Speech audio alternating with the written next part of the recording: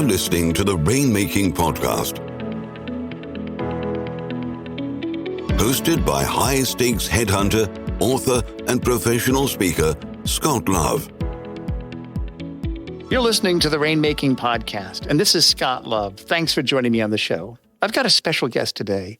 This is somebody that's talking about a pretty important topic, which is the topic of well-being. And our topic is actually well-being for rainmakers. So if you're in professional services, if you're the person that has to close the deal, get the client to sign, and earn their trust, you're in a position of great stress, aren't you? There's overwhelming pressure on you to produce and to produce at a high level. Well, my friend and industry colleague, Kathy Richardson, is going to be talking about that. And our topic title, Well-Being for Rainmakers, is exactly what that is. She's going to share some insights that I think will make an immediate difference, and also some other offerings that she has, which are quite unique and very helpful to the people that she works with. As always, this show is sponsored by Leopard Solutions, legal intelligence suite of products, Firmscape, and Leopard BI. Push ahead of the pack with the power of Leopard. And now here's my interview with my friend and industry colleague, Kathy Richardson. Thanks for listening. Hey, this is Scott Love with the Rainmaking Podcast. I've got a special guest and a really good friend on today, Kathy Richardson. And today we're talking about well-being for rainmakers. Kathy, thanks for joining me on the show. Thanks for having me, Scott. I'm excited to be here. Me too. Well, let's get right into it. Well-being. I think that mental health is important. When I grew up and went to, quote, college at the Naval Academy in the 80s, there was no such thing as mental health, right? It was just keep your head down, grind it out, don't make eye contact, and things will get better. But nowadays, people talk about this. So tell me this. Let's get some definitions in place, Kathy. When we talk about well-being, what does that mean exactly? Well, when I talk about well-being, I'm talking about health in every form, including your physical health, emotional health, spiritual health, mental health, and financial health. And I work with lawyers. I mean, definitely the bread and butter of what I do is legal recruiting. But over the years, working with so many lawyers, I spent 6 years as the Dean of Career Services at University of Texas Law School and was recruited to start the Austin office of a major international search firm. And a few years later, I started my own search firm. And in my 20 plus years of placing law students and lawyers, well-being, really kind of at the end of the day, our health is our wealth. And it's such an important component of successful careers doing anything, including rainmaking. Wow. And that's key from a business perspective. I don't think there's too many people that have that lens to which they look in doing what you do. So kudos to you in really harnessing your passion and expertise, and that's distinction. So for everybody listening, here's a business development lesson. Whatever is unique about you that you can say that nobody else can, you can use that as a way to bring attention to you in your professional service. So good job. Good job with that. Thanks. And it came out really organically. I became a certified yoga instructor, probably about 15 years ago. And the first class I ever taught was called Yoga for Lawyers, and it was for the Travis County Women's Lawyers Association. And it was probably one of the most terrifying things I've ever done, is to teach yoga to a group of lawyers. Wow. They couldn't put their phones down. So now I actually do lawyer wellness retreats because I think it's easier for lawyers to get away when they actually have gone somewhere. Yeah. And we do daily yoga, we meditate, we do talk a little bit about, career development and kind of unpacking sometimes the careers that lawyers have had so far so that they can then pivot towards something that's going to bring them more joy. I think that's brilliant and healthy for you to pursue that because obviously you're good at that. That's your passion. And I think it fits right within that career management space that we work in because there's a lot of pressure for people that perform at that level. Yeah. So let me ask you this. What are some of the common pitfalls that you've seen professionals might fall into that negatively impact them in terms of well-being? Tell me about that. I work, and I know that you've got professionals from across industries listening to this podcast, which I applaud because I do feel like this is across industries, and I work exclusively with lawyers. And I feel like as I always say, kind of lawyers are special. We are trained, and I'm trained as a lawyer. I went to University of Texas Law School, and we are trained to pursue perfection, which is impossible. I feel like we're kind of trained to throw more hours at a problem, in part because we're rewarded for that, especially in the law firm structure. But I say sometimes you have to slow down to catch up.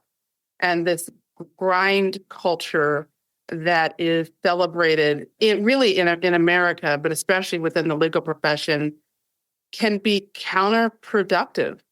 And sometimes there really is something to be said. I have a daily meditation practice, and that there's something to be said for learning other like energy management in addition to time management, so that you're bringing your best self to everything that you do and your whole self. I also connect well-being with belonging and inclusion. That I started the NALSC, the National Association of Legal Search Consultants. I was the founding chair of the Belonging and Inclusion Committee. And I connect belonging and inclusion with well-being. Yeah, this is great. What you just shared, we could spend about a day going down various avenues of that. So let me ask you this. What are some indications that a professional has where he or she might need to pay attention to know that they're getting off the path of well-being? What are some indications they should look for? Oh, kind of overall unhappiness and or dread on Monday morning, or even worse, Sunday evening. So I say everyone deserves to love their job, including lawyers. And I feel like sometimes you get so used to that pit in your stomach that you stop questioning, do I have to feel this way? Yeah. I feel like if you're underpaid and you know it, and some people don't know whether or not they're underpaid, but when I talked at the beginning about the ways that I define health, it includes financial health. So if you're overworked and underpaid, you might start, towards a life where you're not feeling healthy. But this is something that can be, you don't have to live that way. You don't have to be overworked. You don't have to be underpaid. And so, they have done studies on kind of lawyer happiness and business development. And people like to do business with happy people and healthy people. Yeah, that's great. I like that. I really like that. So if somebody has that stomach pain Sunday night, I don't want to go to work tomorrow. Right. What are things that they can do? I feel like being grounded in your workspace is really important. Having a space even within your workspace that you can ground yourself. And what do you mean by that? When you say being grounded, what does that mean? I feel like there's just some things that we can control, and our workspace is typically one of them. And so some people are able to work still in a hybrid way. And so that helps them feel like they've got some control of their day and of their space. Others, I encourage people to take time to do breath work, even if it's during the day at your desk, to go outside and get some fresh air and some energy from nature over lunch. Like there are ways, even if you're unhappy in your job, there are ways, I think, to take care of yourself. And then, I'm a legal recruiter. You're a legal recruiter. I would encourage you, if you're absolutely miserable thinking about going into work on Monday morning, is to talk through with a professional whether or not there's a better environment for you. That's great. What that looks like. Yeah. And I like the fact, and I heard this from an associate candidate working with one of my colleagues. When he said this, he was really clear. He said, the vision I have for my career is this. And he was so clear about that and how he articulated that. I thought, wow, that's really interesting. That's somebody that knows exactly where they want to go. And I'd be willing to bet a lot of professionals, they haven't really thought too far about what they really want. Do you think that has something to do with mental health and with well-being? I do. I think absolutely that when you're doing something that you love, and we talked a little bit about this before we started recording, that you love what you do. I love what I do. I feel like it's what God put me on this earth to do. So I feel incredibly blessed to wake up every day doing something I love. And I feel like everyone deserves to love their job. And so it's really hard to thrive. We spend more time at work than we do with our friends and our family over the course of our lives. And especially lawyers where, a 40-day work week is not the norm. It's a longer work week than that. Then where you're spending those hours matter, how you're spending, who you're spending those hours with. Are they, is it enhancing your well-being and your happiness, or is it detracting? That's great. But do you think people should journal and kind of write down what's going on in their life? Do you think that kind of gives them a way to vent and also to kind of look back on things going on in their life? What do you think about that?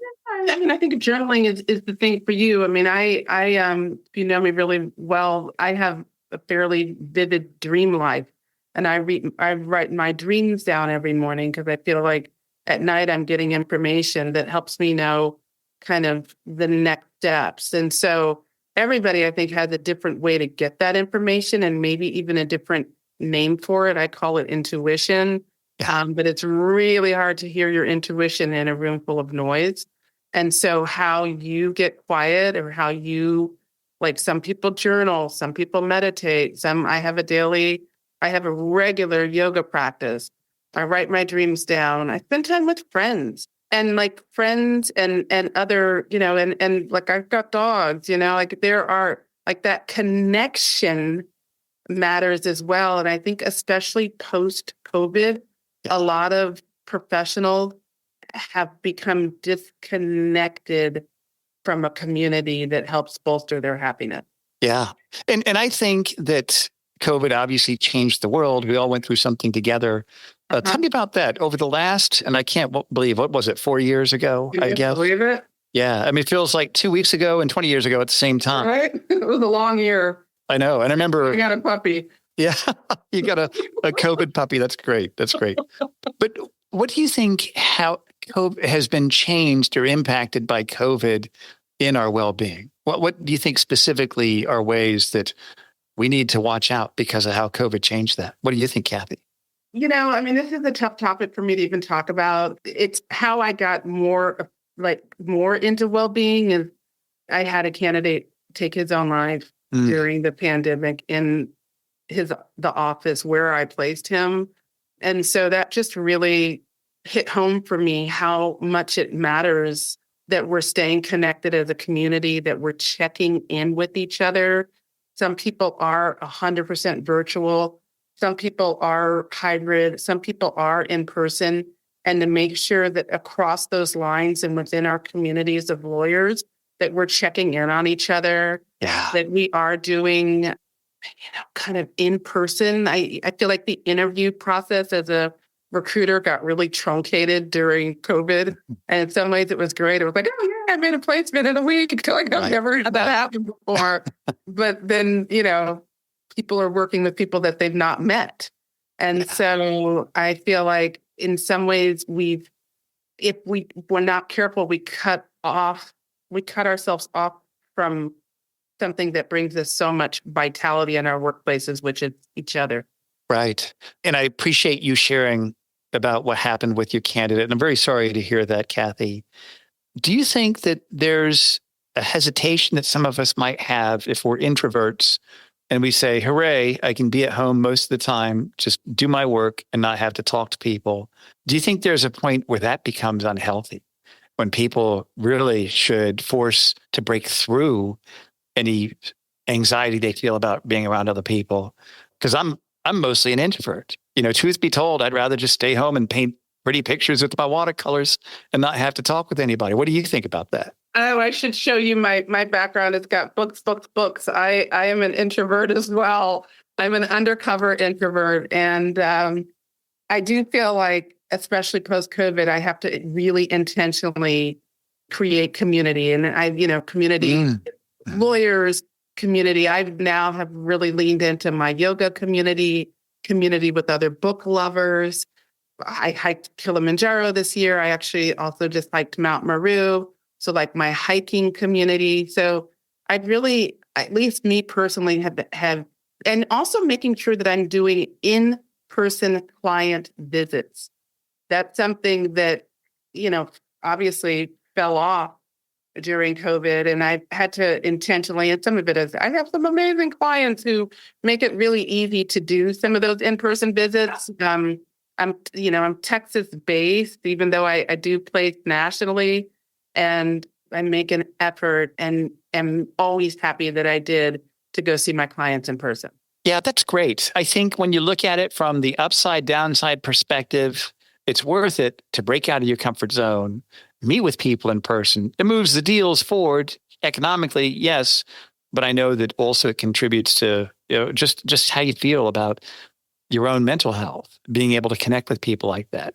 I like the fact that you got real strategic with this also, your hiking community. You're kind of finding communities that dovetail with your interests. Yeah.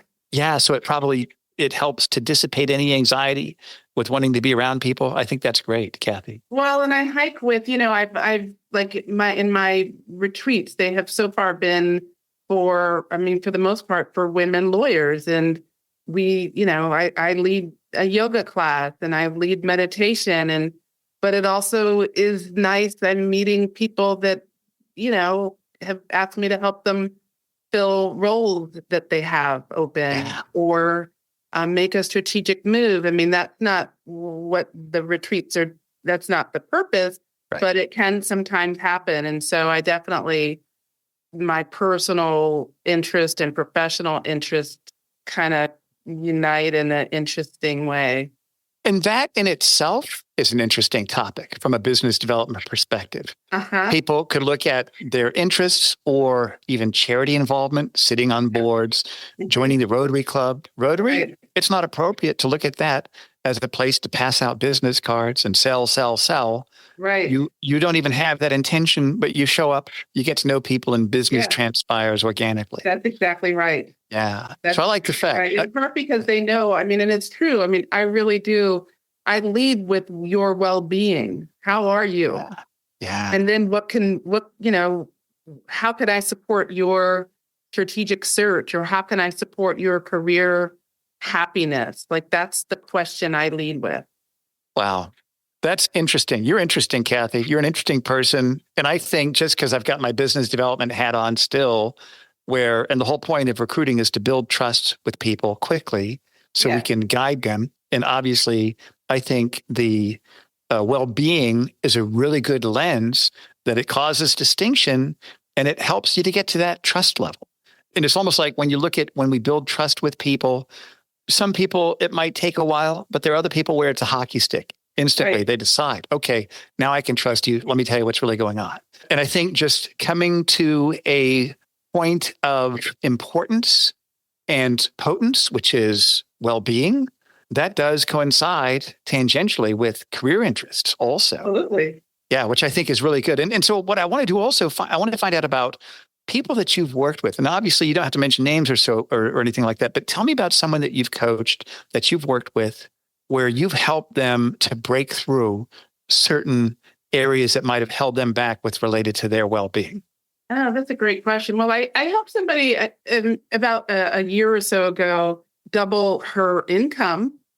And I feel like that has, a lot to do with well-being. And she was somebody just super, super smart, really active in the community of diverse lawyers. And she had a great reputation, was doing a lot of work kind of outside of her law firm, but the law firm she was at, they pat her on the back and sent her back out to do more. And she was great, but they were not rewarding her financially. And we worked together successfully for a couple of months. She called me very specifically. She said, Kathy, I know you're passionate about compensation and making sure that we're paid what we're worth.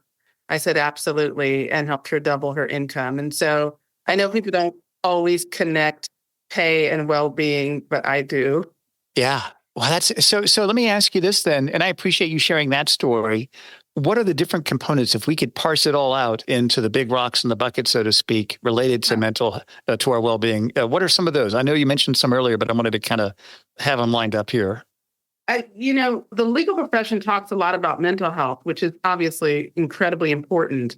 We talk a lot less about emotional health, which I think is almost that lost chip in law school, that we just don't learn a lot about our emotional well-being. How are we feeling?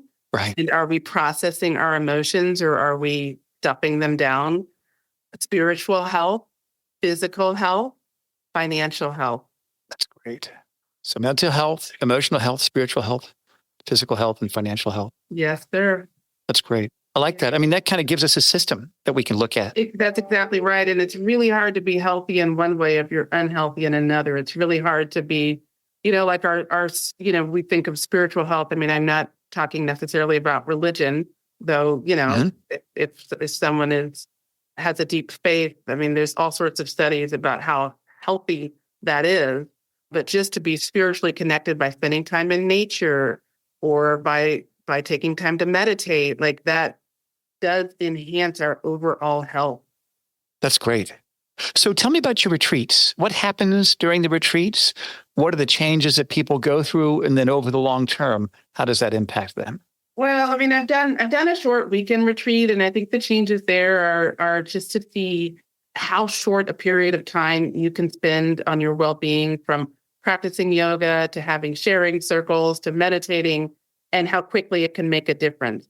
The retreats I do in Barbados have been, I have a dear friend with a villa called La Maison Michel, and we go on a catamaran, we eat amazing healthy food every day, we practice yoga, we meditate, we hike, we go to the beach, and really we celebrate sisterhood and community.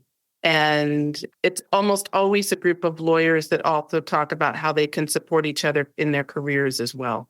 That's great. Well, Kathy, if we could summarize some of the things you've talked about in 3 action steps that somebody listening to you today can get started on to increase their well-being, what would those 3 action steps be? I would say that if you're a law firm partner and you're listening to this and you're not happy on Sunday evenings and you have a pit in your stomach on Monday mornings, to consider reaching out to, if not me, to another legal recruiter who can help you ascertain whether or not you're at the right platform. Mm-hmm. You don't have to stay in a miserable job.